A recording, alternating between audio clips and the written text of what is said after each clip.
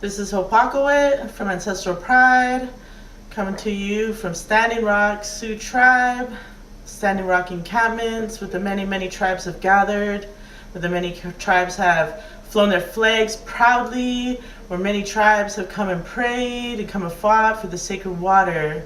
I have with me Mark Tilson, and we're going to talk some facts today about what is happening with the Dakota Access Pipeline.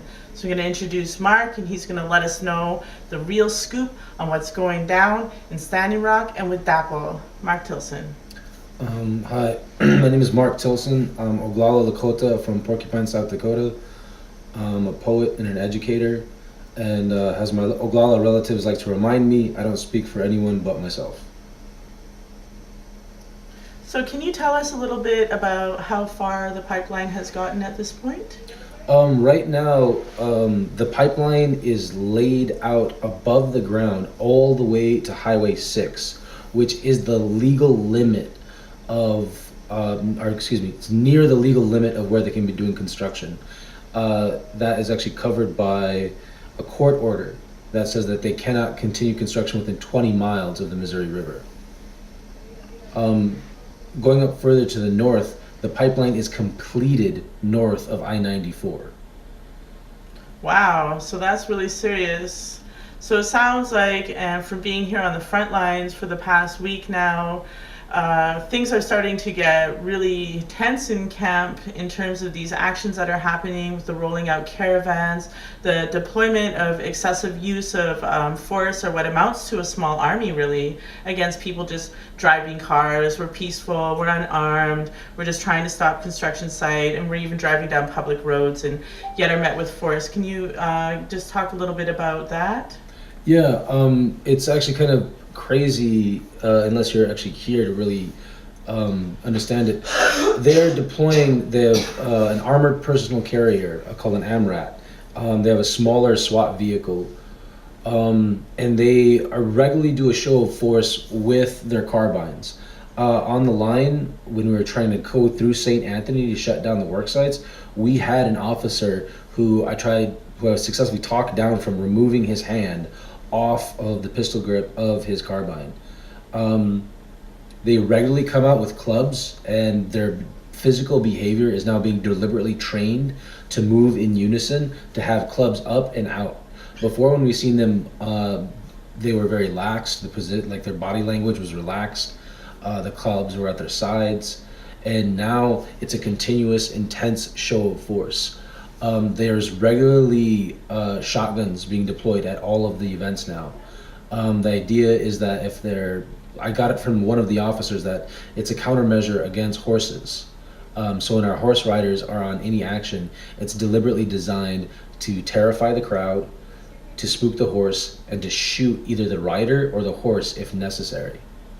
That sounds super intense. I've been on a few front lines here and doing some actions, and it's definitely, you can see that the state is the aggressor in these situations. What I'm looking for here is some more facts about what's really, really going on. What is the real story here at Standing Rock, and where do you think you see these things going in the next little while?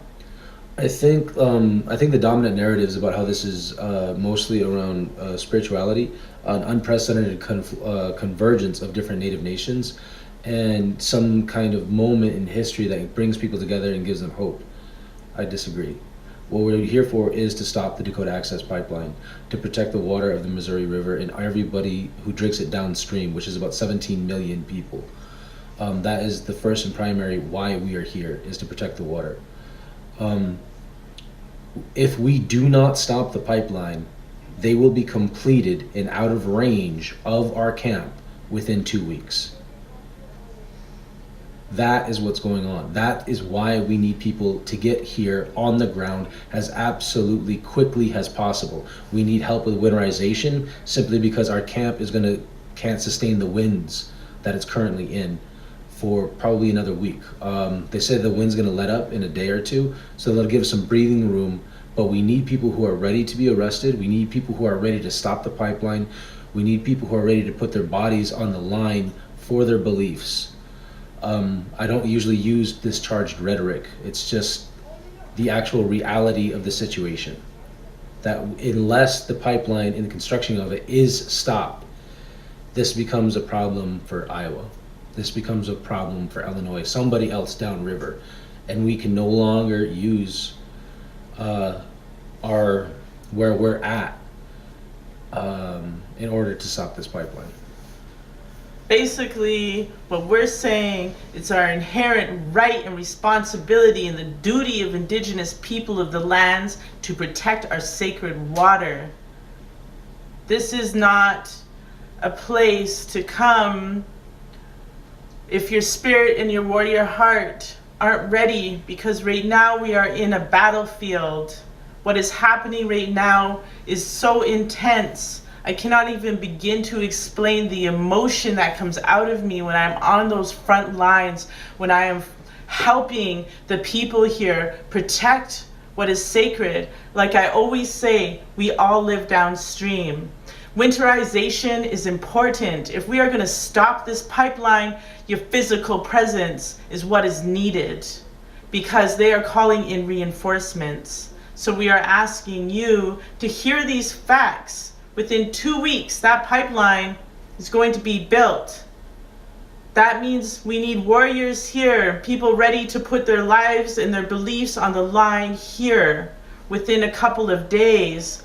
We need builders, we need meat gatherers, we need fishermen, we need everybody to bring protein. We need those who can help with the heat source and the wood.